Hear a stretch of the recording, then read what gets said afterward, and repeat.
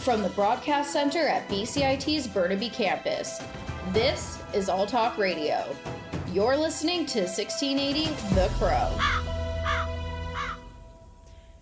Good morning, you're listening to 1680 The Crow. I'm Caitlin O, and this is your 10 a.m. news.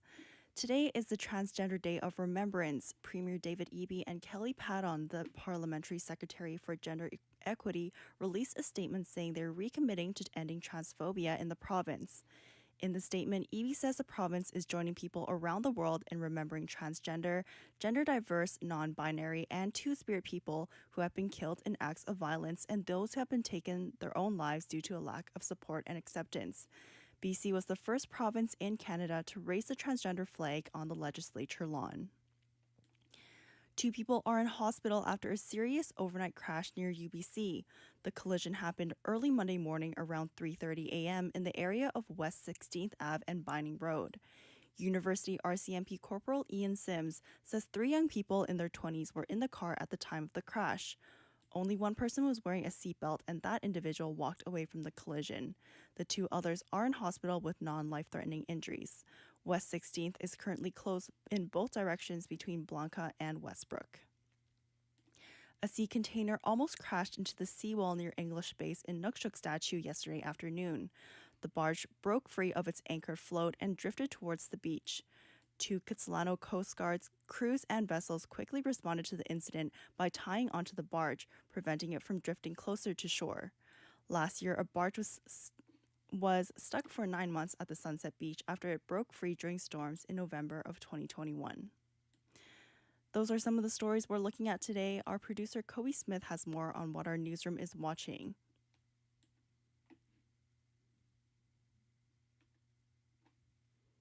Gas prices going down during the holiday season, and why is that happening? Nathan Maley, Rogers' strike ended. They have reached on a tentative agreement. And for the future, Abby Francis and Grace McLeod are covering daylight savings on why that is happening and the impacts of that. And for the record, Jerison Rashan will be covering a POCO counselor and why is he running. Back to you, Caitlin. Thanks, Kobe. Pro-Palestinian protesters interrupted an opioid epidemic town hall Saturday night. Vancouver Granville MP Talib Noor-Hamid was confronted by a group of protesters calling for a ceasefire in Gaza. The MP was meeting with a drug advocacy group and community members when the protesters interrupted the event. The drug crisis discussion continued, and after the event, Noor-Mohammed spoke with many of the protesters. The union representing nearly 300 striking Rogers communications workers have reached a tentative deal with the company. Jason Little, a negotiator for the United Steelworkers Union, says they are releasing details of the tentative deal to their members this evening. Little says the agreement will help with job security and the bargaining committee will recommend ratification. If they do, he says they will be back at work by Wednesday. Surrey's Mayor Brenda Locke says the city is launching a new legal challenge to stop the NDP police service. This comes days after the province suspended the Surrey Police Board over its lack of action in transitioning to a civic police force. The mayor made the announcement in a news conference this morning and says the city is filing an additional petition in court that will outline where they are moving to. Various brands of fresh-cut fruit are being recalled by Health Canada due to a possible salmonella contamination. Brands including Fresh Start Foods, GFS, and Central Foods Co. have been recalled. The recall also includes unbranded products sold by Fresh Start Foods in Richmond, BC. Canadians are advised to contact their healthcare provider if they think they have become sick from eating recalled food. And now for the weather, it's 6 degrees outside in Burnaby right now with a mix of sun and clouds. Temperatures will rise to 10 degrees later in the afternoon with a low of 5 degrees overnight and rain expected all day tomorrow. That was your news at 10 a.m. I'm Kate Leno and you're listening to 1680 The Crow.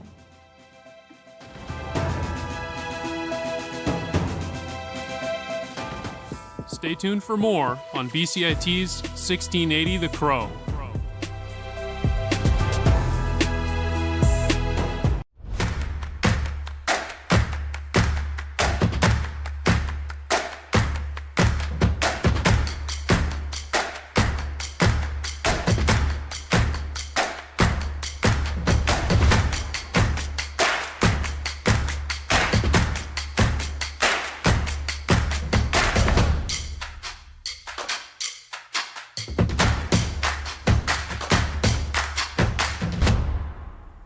everything is changing to digital. Everything is online. People aren't just waiting for the 6 o'clock news anymore. People want their news right now. They want to be able to go onto their smartphone, onto the internet, and see the news that they want to see. Vancouver is growing at, a really rapid rate, the Lower Mainland even, and with the tools that we're given here, we're able to cover all of that. Welcome to BCIT Magazine. I'm Radhika Sikakane. In the program, they really leave it up to you. I mean, the help is there when you need it, figuring out how to use the programs like Premiere, Audition, and figuring out how to use the cameras. But it's up to you to sort of experiment and figure out what you can do when you go out in the field. They brought candles and flowers to remember the student who lost her life yesterday. Theresa May says the international community condemns Moscow. They really make sure that you know the basics and you are able to put out a quality product. I'm Brady Tretanero. And I'm Radhika Sikakane. Thank you for tuning in to BCIT Magazine.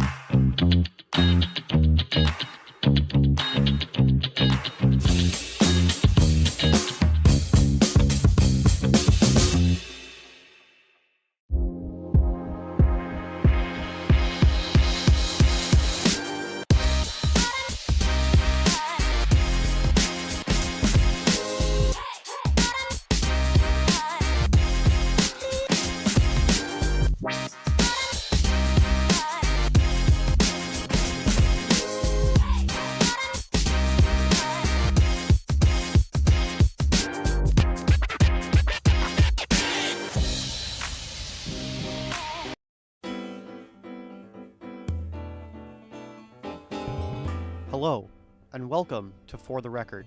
My name is Nathan Maley.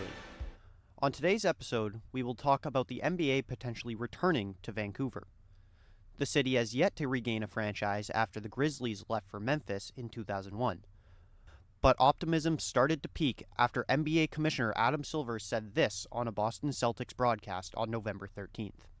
Well, it's interesting. I mean, we of course had a team in Vancouver, yes, but it ended up moving to Memphis, and that's become a great basketball market. I will say the Toronto Raptors have done a good job with Masai Ujiri, Larry Tannenbaum as the principal governor there, of making themselves Canada's team. So I think for right now, although I know there's interest from Montreal, we've heard from them. That's the first thought that comes to mind. Yeah, there's still ongoing interest in Vancouver. I spoke with former Vancouver Grizzlies beat reporter for the province, Howard Samura, as we discussed Commissioner Silver's recent comments and what an NBA team could mean for the BC basketball community. Enjoy.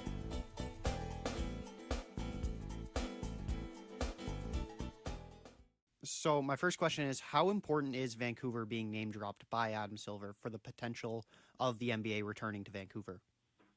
Well, I think Adam Silver knows that by name dropping any city's name, there's going to be a reaction to it. And I think when he does it with a city that was formerly in the league for 6 years, he knows there's going to be a definite reaction to it. So clearly, with his comment that there's always been interest from Vancouver, that continues, I think, to remain strong. Whether that means Vancouver's next is, that's so absolutely hard to tell, because I think there is kind of almost like a built-in hierarchy, pecking order, kind of with as far as Seattle and the way they lost their team and the NBA history that they had compared to everybody else. I think that one is likely, from their perspective, the one that would get answered first. But if the NBA is projecting expansion the way it did in the 90s, who knows? It could be a couple of other teams. You just don't know how that would go. So I don't think you can rule it out. You can't say it's insignificant, but I don't know really how much has changed from, say, half a year ago till today, specifically as it would pertain to Vancouver. I think this news is coming out largely because of what the news was coming out of Montreal. What do you think the ranking would be then? I know there's a lot of different names out there, maybe a top 5, I guess we could say.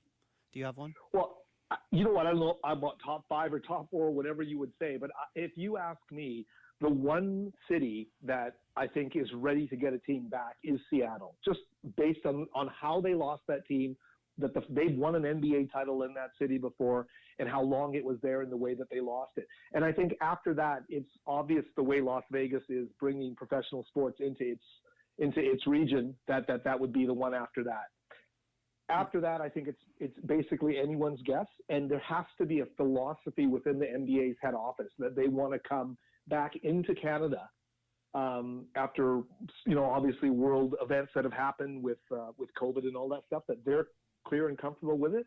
And I think by mentioning Montreal and the interest that's coming from the city, that's the big news for everybody, I think, as far as Canadian expansion would go. And I'd have to say Vancouver would be right there along with it, just like it was back in 1993 when the story, and by the way, I broke the story. I still remember at the province newspaper in Vancouver in 1993, we followed up on things we were hearing because Toronto was making, overtures to the NBA, and there were 3 groups interested in bringing a team to Toronto. So I just figured, why not just call and see, if there's a Vancouver group that's interested, and sure enough, there was. And from that point, it just took off until, they tipped off in 1995. So I think it's significant news on one degree, but I just am not sure how ready they really are quite immediately to be, naming Vancouver as a city that could be one of them. Mm-hmm. It's still encouraging. It's surprising to me, but I think it's good news overall. Mm-hmm.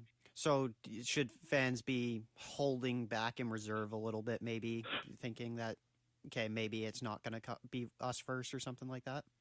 Well, I don't think that they should ever hold back, because you know what? There has to be a desire for it at the grassroots level, and the league wants to see that.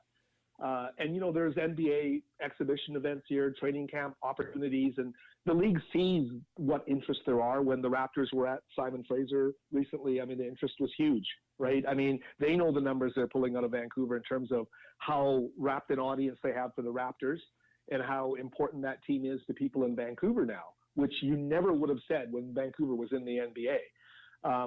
So I think they don't have any doubt that there's interest in Vancouver, and largely because the fans have never stopped expressing their, feelings about how much they want a team back. they should hope away. They should hope like crazy.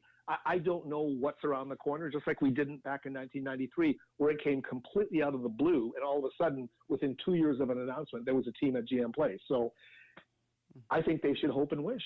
If you can just quickly summarize why you think it failed the first time around, and why or how do you think they can make this successful this time around in Vancouver? Well, I mean, it failed the last time, and I've said this to so many people, and I can't remember if this got used in the Grizzlies movie when they interviewed me, but, I said 3 or 4 things had to go wrong at the same time, and they all did. I mean, just with the losing and the apathy that developed between the fans and the players, because they didn't appreciate, I think, a lot of the U.S. players not immediately embracing Canadian culture, and the team is losing while this is happening. That created a kind of a down feeling, I think, around everybody. And the fact the Canadian dollar, I'm trying to think of what it was at in 2000. I think it was at 65 cents on the U.S. dollar. It was pretty darn low, and they were paying all their expenses in U.S.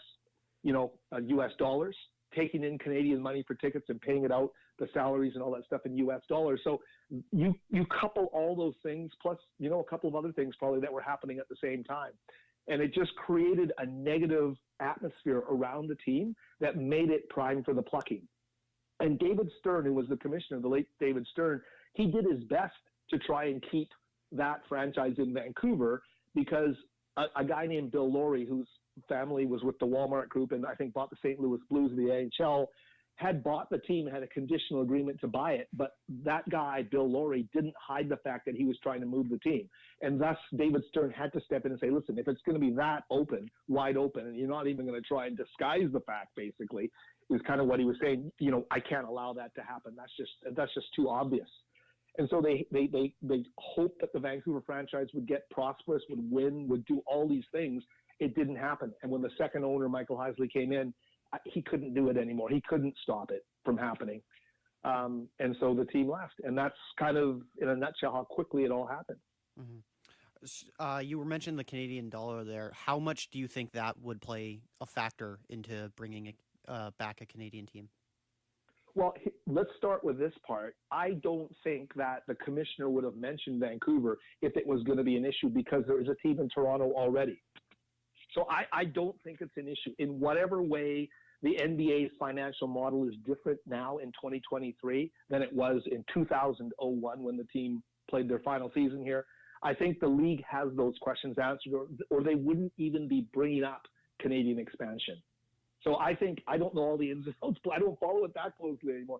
They left 20-something years ago, right? You go on with your life. But I think that they're pretty secure just bringing up the fact that Montreal was expressing interest and that Vancouver has always been interested. And I think from a positivity standpoint, that's the best part that, came out of it. And I think there were dates mentioned beyond the current collective bargaining agreement where things might be open again for expansion. It could happen. I mean, it could happen. Who knows, right? So from that perspective, I think it's pretty good news.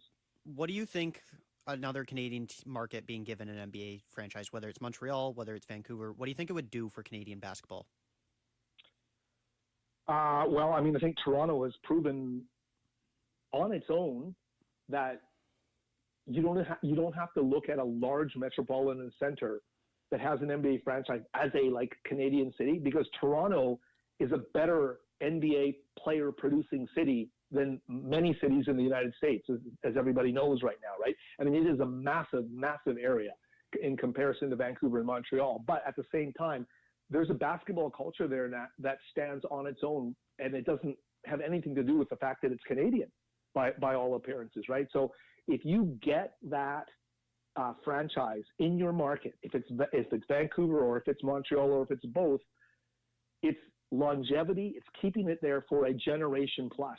We didn't get that chance here in Vancouver. I saw what it did for the first 6 years, and it had some players who were very interested, came close, to getting to that type of a level. One guy did get there, Robert Sacre, who was a young kid in North Vancouver who made sure he was at every Grizzlies game that he could get to when he was a little kid. And of course, he was the last pick of the second round many years ago, went to the Lakers and stuck around for, a number of seasons. And he directly credits what he saw with the Vancouver Grizzlies as being a huge part of his player development, right? So if your question being, what's it going to do here in Vancouver? Well, it's going to do everything. Like it is the shot in the arm that high school basketball, that club basketball, that the university scene needs. It's the topping on a basketball community, and you can't prosper to the level that you want to, which is the best in the world, unless you've got that kind of franchise, that kind of in your backyard. Mm-hmm. So I hope that answers the question. I guess that came to my mind about, could Rogers Arena support hosting an NBA team, the current state of the stadium? Do you think it could, or do you think they would have to look at building a new stadium or to facilitate this potential expansion to Vancouver? Well, I mean, I don't follow hockey, and I'm assuming you do. Mm-hmm. If it works as a financial model for the Canucks, I don't see why it wouldn't work as a financial model for the NBA. And there have been times over the years. I'm trying to think, what was the year Chris Paul was a rookie in the NBA? I think it was either that season or the season after it, right? There was talk of that franchise moving that he was on, and they looked around North America, and Vancouver was at the top of the list because it's completely retrofitted for the NBA. All the stuff is done for larger athletes when the then GM place was built. We got tours of the area while it was being built when I was at the Province newspaper, and we walked in and you saw these massive entryways for players. Well, it wasn't for hockey players; it was for basketball players, right? The place is ready to go, and if that needs to be updated, it can be updated down the road. But it's still going to be, I think, very capable of supporting, that a franchise if it was to come to Vancouver. That concludes today's episode of For the Record. I'm Nathan Maley. Make sure to keep an eye out for more episodes produced by our BCIT students on 1680 The Crow.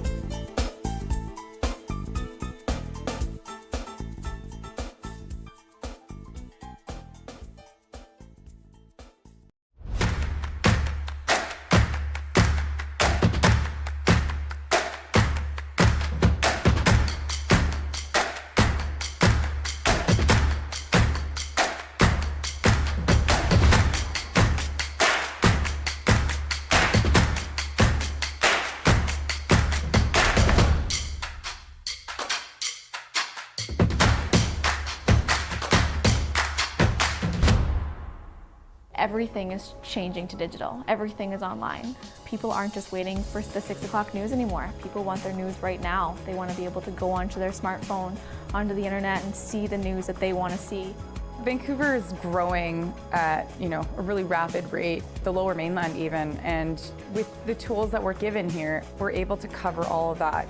Welcome to BCIT Magazine. I'm Radhika Sikki-King. In the program, they really leave it up to you. I mean, the help is there when you need it, figuring out how to use the programs like Premiere, Audition, and figuring out how to use the cameras. But it's up to you to sort of experiment and figure out what you can do when you go out in the field. They brought candles and flowers to remember the student who lost her life yesterday. Theresa May says the international community condemns Moscow. They really make sure that you know the basics and you are able to put out a quality product. I'm Brady Tretanero. And I'm Radhika Sikki-King. Thank you for tuning in to BCIT Magazine.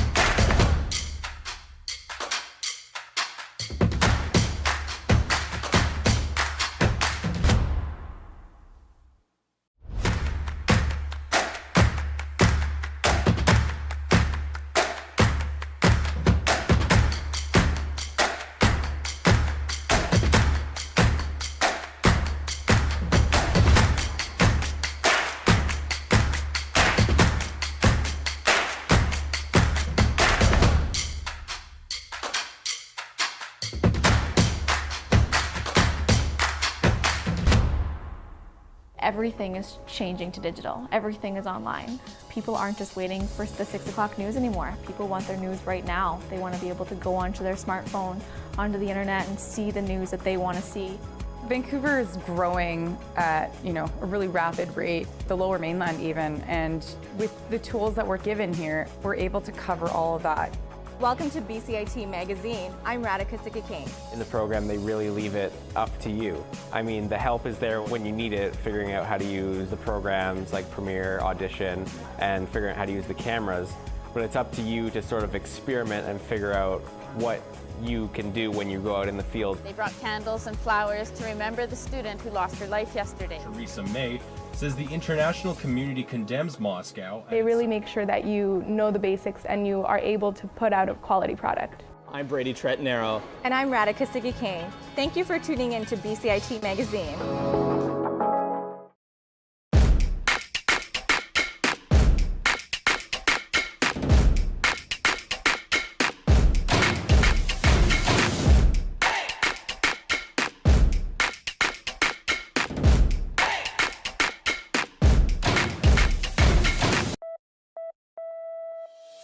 From the Broadcast Center at BCIT's Burnaby Campus, this is All Talk Radio.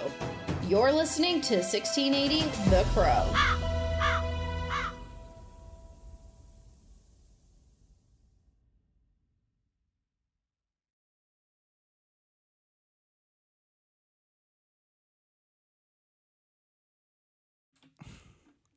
Locke has long been an advocate for keeping the RCMP as the police force of jurisdiction in Surrey and says she has no intention of a police transition. The announcement is coming after Public Safety Minister Mike Farnworth replaced the city's police board with a newly appointed administrator last week. Today across the world, November the 20th marks the international occasion for Transgender Day of Remembrance. The occasion was founded by a small group 14 years ago to remember the deaths of two women named Rita Hester and Chanel Pickett, who were killed in Massachusetts for simply being transgender. Premier David Eby and Kelly Patton, who is the Parliamentary Secretary for Gender Equity, issued a statement in their honor early this morning. BC is one of the first provinces to amend provincial laws to remove outdated gender and binary languages, and one of the first to make it possible for people to get birth certificates without gender markers. A serious car accident occurred last night at 3:30 a.m. at the University of British Columbia. University RCMP Corporal Ian Sim says 3 people in their 20s were in the vehicle at the time of the crash. Of the 3 people in the accident, 2 are currently in hospital with non-life-threatening issues. The third one was the only one wearing a seatbelt and is unharmed. Sim says investigators are currently trying to understand what the cause of the collision was and looking into whether alcohol and speed were factors in the crash. It is still undetermined if the 3 people in the crash were students of UBC or not. 2 years ago today, a coastal park in Vancouver experienced one of its most surprising renovations. A barge drifted loose due to an atmospheric river, causing it to crash into the mainland, lodging itself for nearly a year. Last night, another deep-sea container could be seen making a beeline for the coast once again. According to the Canadian Coast Guard, it received reports of a blue barge that had broke loose from its mooring buoy in English Bay and was drifting toward the beach. Fortunately, a tugboat was able to reach the vessel before it was able to find a new home in English Bay. Rogers Communications workers in Metro Vancouver have reached an agreement with the company Friday evening. Union Representative Corey Mandrick says he hopes the tentative agreement will be ratified on Monday so workers can get back to the job by Wednesday. The union represents Rogers workers who are formerly with Shaw, who provide television, mobile, and internet services. Over to international news now. The Israeli Defense Forces' response to the October 7 attacks from Hamas are continuing. The Shifa hospital in Gaza City has been claimed to be a stronghold for Hamas fighters. ABC's Patrick Revo gives us an update on the conditions of the hospital.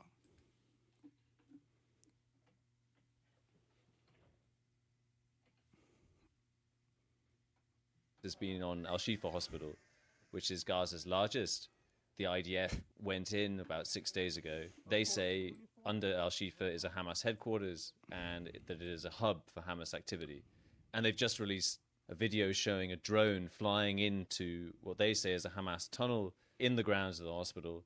And they are basically saying they're finding more and more proof that there is indeed Hamas infrastructure under the hospital and that it is a headquarters. Researchers say more caution is needed to protect the healthcare sector from cyber attacks. Don Kelly has more.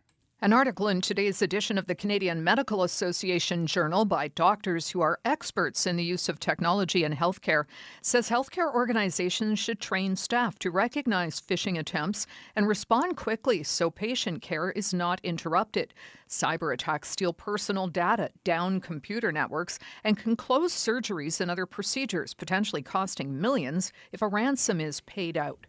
The authors say about 16 separate cyber attacks have happened at health organizations across the country since 2015. Not all of them have been reported, though. Don Kelly, The Canadian Press. The weather is currently at 7 degrees with a high of 10 and a low of 4. You can expect mostly clouds throughout the day. I'm Kevin Pontius for 1680 The Crow.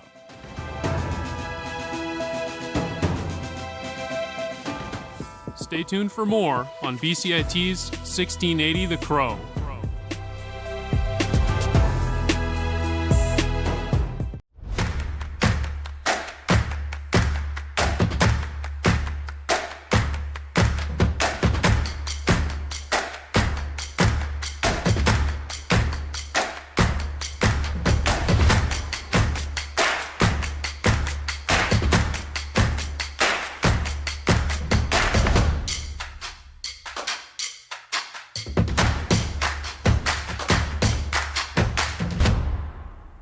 Everything is changing to digital. Everything is online.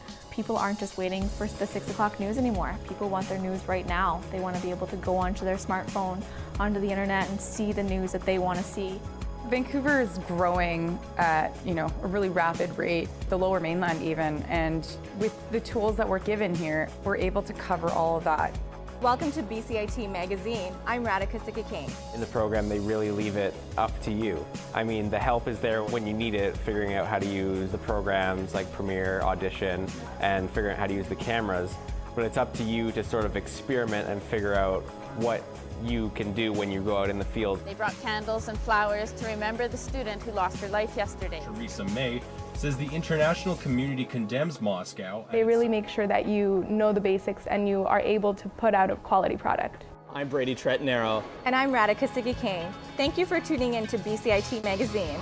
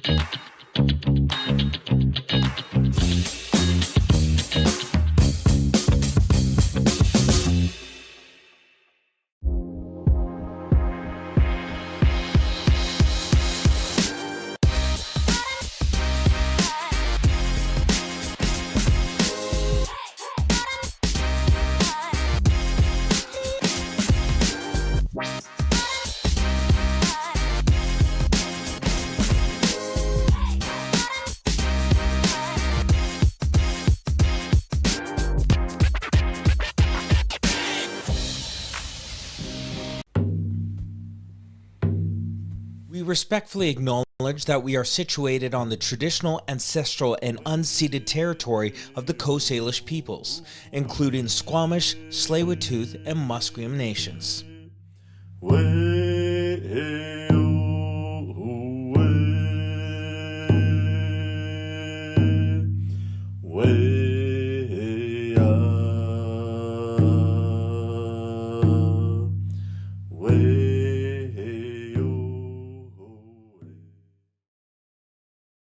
All right.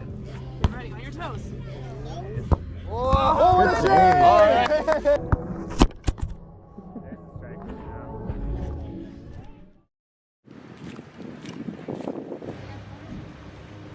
Growing up, like, native tournaments was like a big thing for my parents, and they're the ones that showed me how to play soccer. As much as Penelope Sparrow is on track to reaching new levels of professional soccer, she does not forget where it all came from. And they'd bring me around until it got to a point where I was 4 years old, and we put on a pair of cleats and started playing. And I'd be there right by their side, learning with them. And that's kind of where I started. And then it just kept going on. I got put in a couple leagues growing up, and I just grew to love it. I was about 13, and that's when I knew I truly loved the sport. Like, it was more than just kicking the ball, like you said. It was more of like a family, us together. So to welcome you to our territory, which is known as UBC, which is known as Vancouver. For Thompson Nelson, it's important for him to reflect on his roots while mentoring the next generation of Indigenous athletes. It was just built into our family, and so from the time I could walk, my dad was throwing a soccer ball at me and just go out and have fun. And he was a traveling kind of traditional artist, merchant salesman, so we'd go to all the soccer tournaments across Vancouver Island, as well as over here on the mainland in the Indigenous circuit. So I just grew up around watching it, playing it, and just watching every aspect of it. And so I really fell in love with it, and every morning I'd go and just watch with him.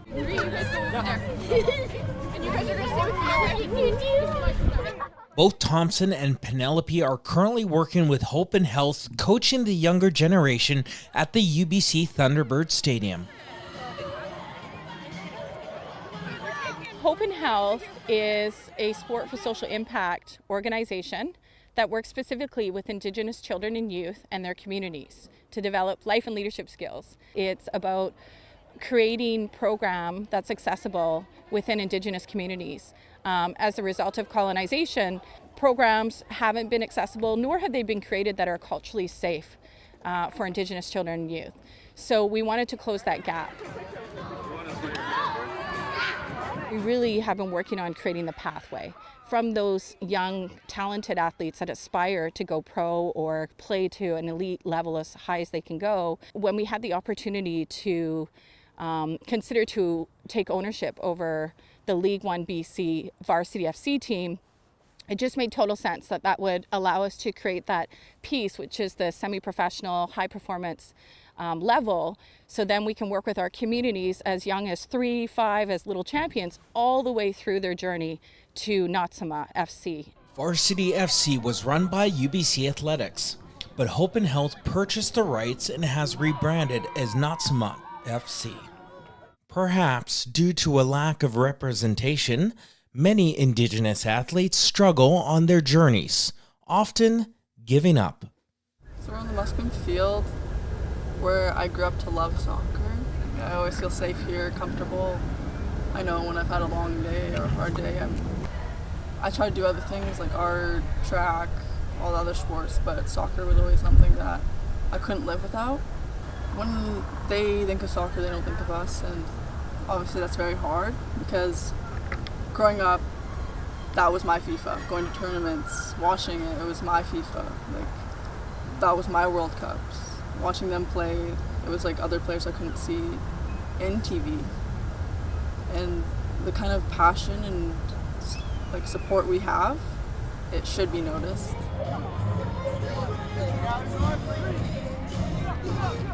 You don't see any native players, obviously. And it was just a battle. It's like am I trying, like, am I doing enough? Am I gonna achieve anything? Like, I didn't see anybody like me. So it was obviously really tough. It's just like, am I there for nothing? Am I doing this all for nothing? Like, there's nobody, I had nobody to like look up to. One significant kind of moment for me was in high school. I was about 14, and I wasn't, like I said, I was a late bloomer. I was a bit out of shape, I guess, plumper than some of the other boys. And we had these fitness tests to introduce us into the high performance leagues, like for example, like NOTSMA and like UVic, Union Upton University. And I failed this fitness test. I guess not failed, but I just didn't do well. So that was really significant for me because I was bullied for that, and it felt pretty bad. So then I did that for a year, and then I came back the next year and nobody recognized me. I slimmed out, I got better. People thought I was an exchange student until I said my name. And then I came back and did that same fitness test, and I was in the top 2. I got like level 12 or something. But I think one of the lowest points, it's not a low point, but something you just kind of live with, was, like I said, my dad passed away when I was 7.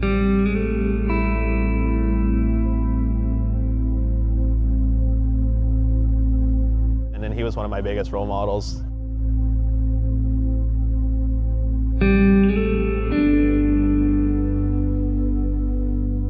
And I'm thankful for my uncle taking over and like raising me as one of his own too. But like not having that male figure to really be like, good job, son, or like, you know, like,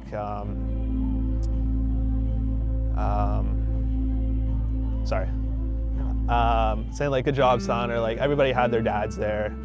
And me, after I finished a game, I'd just look into the stands, and sometimes I'd have family, sometimes I wouldn't, and then it'd be like kind of like a little, you sit in the change room, you give yourself like a little self-vibe, or like, and sometimes it's just nice to have that outer, I don't know, just a little nudge like, hey, you're doing well, just you're on the right path kind of thing.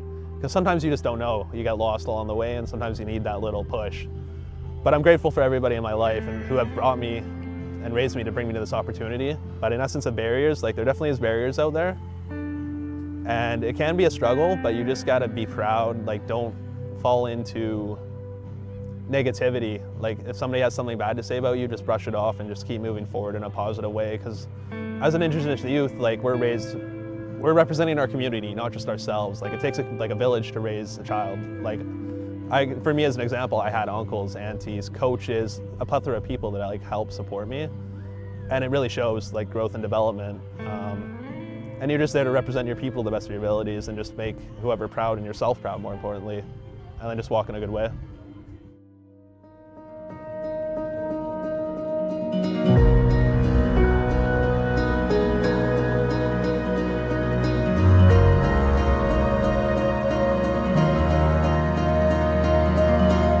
I was sitting in bed, not doing nothing, and then I got the call from Jesse. I was just amazed. It felt like my dreams were coming true. My journey was it felt like it was just a fresh start. Like, I was excited. I couldn't even think. I was speechless. When I was talking to him, I didn't even know what I said. I blacked out. Like, it was just, I was like, oh my God. Like, I already know what this is gonna bring, and I'm so excited. Like, I can't even express the emotions. And when I found out, I was like, okay, this is something cool. This is a big step. Like, let's just go and take the plunge, see what happens. So I came here, and the group was very welcoming, and it was just nice to be in just such a high level. And right away, you could notice the jump. It was faster, people were smarter, the play was just intense. But I loved every minute of it, and I loved seeing if I can rise to the challenge. Oh, what a finish, all right. And when I got that call to come back for more tryouts, and then that final assessment that I made the squad, it was over the moon. I didn't really know how to like react. I was on the ferry trying not to like laugh out loud. I had this like big smirk because I was sitting next to people I didn't know, and I was like, I had to go outside and just like take a breath of fresh air. But it was just awesome, just because just for a moment of like, that's it, this is a big moment just to like prove Indigenous players have capabilities and opportunities to show talent, because there's a lot that fall through the cracks that just don't get that opportunity. And sometimes all you just need is that one, or even that one person that believes in you.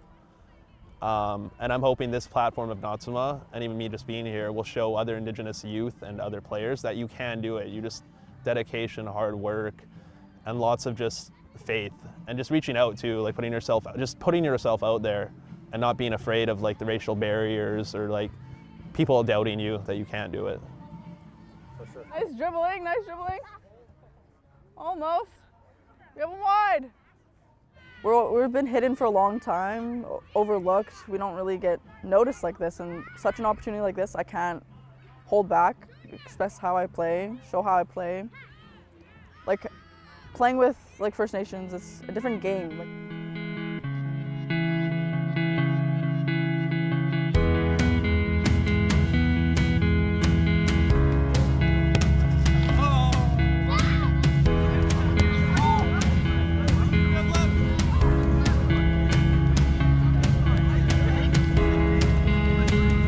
To date, Notsamont FC has signed 11 Indigenous players across the men's and women's teams, including 5 Indigenous assistant coaches. Their inaugural season begins April 29th at Swangard Stadium.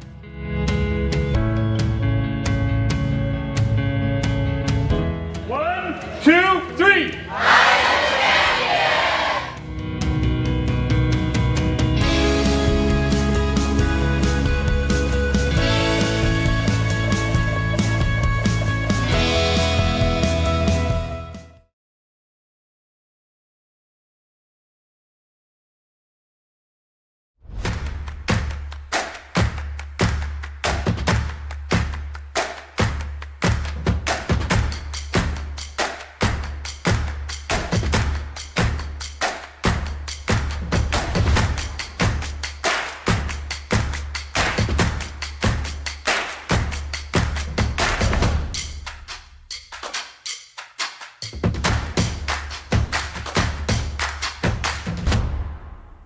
Everything is changing to digital. Everything is online. People aren't just waiting for the 6 o'clock news anymore. People want their news right now. They want to be able to go onto their smartphone, onto the internet, and see the news that they want to see.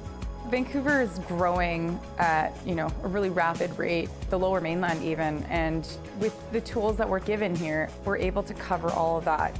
Welcome to BCIT Magazine. I'm Radhika Sikikane. In the program, they really leave it up to you. I mean, the help is there when you need it, figuring out how to use the programs like Premiere, Audition, and figuring out how to use the cameras. But it's up to you to sort of experiment and figure out what you can do when you go out in the field. They brought candles and flowers to remember the student who lost her life yesterday. Theresa May says the international community condemns Moscow. They really make sure that you know the basics and you are able to put out a quality product. I'm Brady Trettenaro. And I'm Radhika Sikikane. Thank you for tuning in to BCIT Magazine.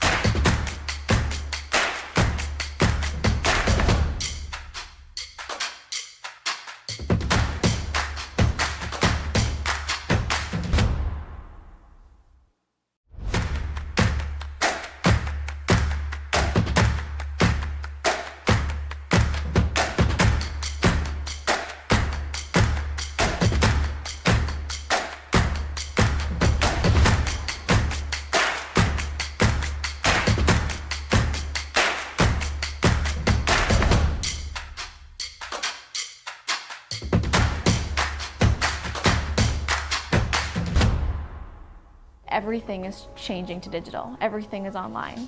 People aren't just waiting for the 6 o'clock news anymore. People want their news right now. They want to be able to go onto their smartphone, onto the internet, and see the news that they want to see. Vancouver is growing at, a really rapid rate, the Lower Mainland even, and with the tools that we're given here, we're able to cover all of that. Welcome to BCIT Magazine. I'm Radhika Sikki-King. In the program, they really leave it up to you. I mean, the help is there when you need it, figuring out how to use the programs like Premiere, Audition, and figuring out how to use the cameras. But it's up to you to sort of experiment and figure out what you can do when you go out in the field. They brought candles and flowers to remember the student who lost her life yesterday. Theresa May says the international community condemns Moscow. They really make sure that you know the basics and you are able to put out a quality product. I'm Brady Tretnero. And I'm Radhika Sikki-King. Thank you for tuning in to BCIT Magazine.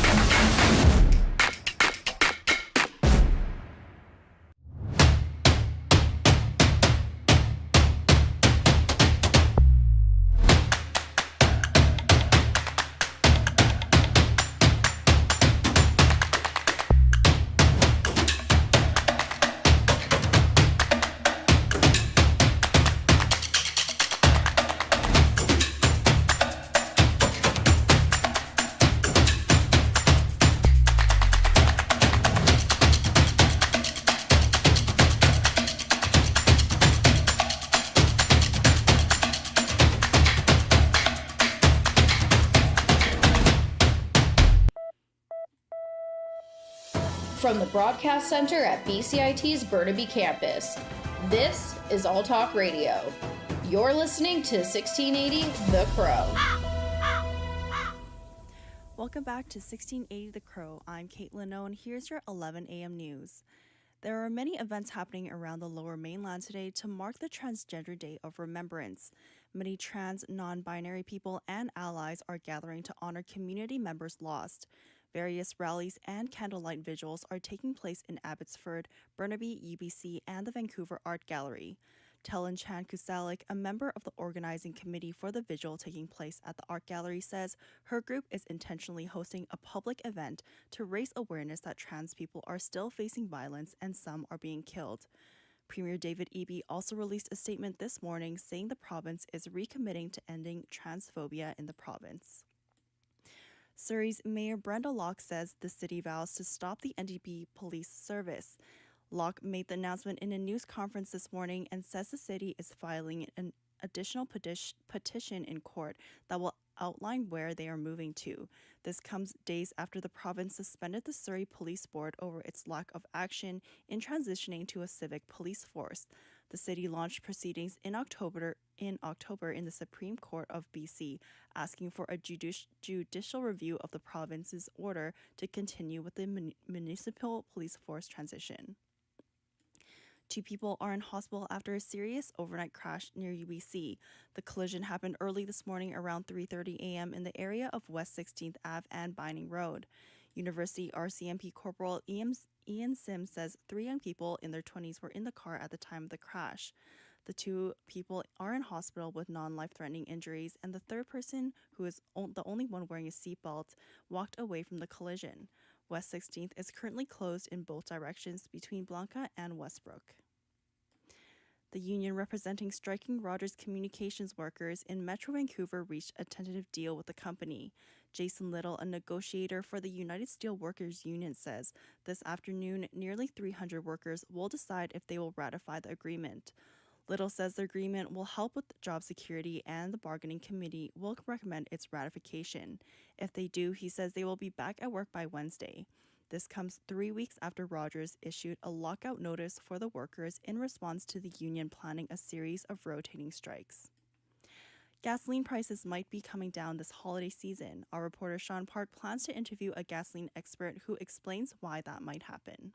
Drivers around BC who are willing to travel all the way to Langley to save gas prices can find themselves as low as $1.68 a liter, according to GasBuddy.com, a gas tracking site. Natural Resources Canada says that the average gas price in Vancouver is $1.83 a liter, making it almost 15 cents more expensive than the cheapest price shown on the tracking site. British Columbia has one of the highest gas prices in Canada, higher by around 35 cents a liter, according to the Canadian Automobile Association.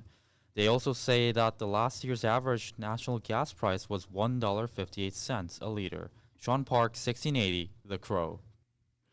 And on to Canadian news, various brands of fresh cut fruit are being recalled by Health Canada due to a possible salmonella contamination.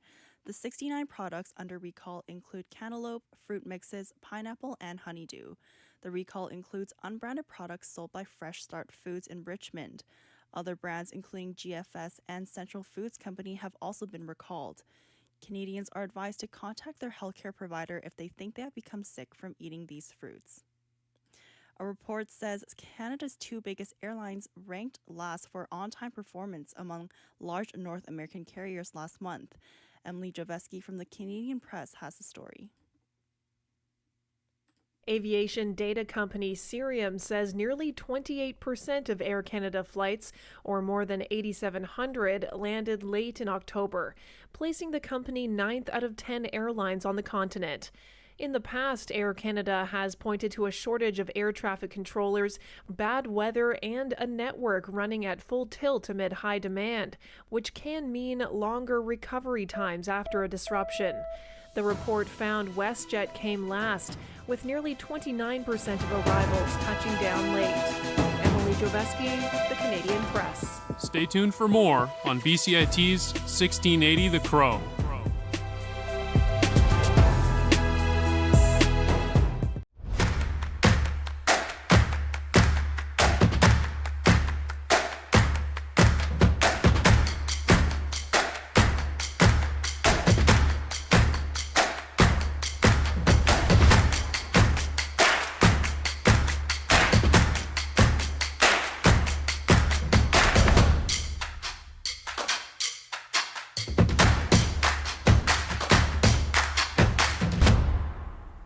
Everything is changing to digital. Everything is online.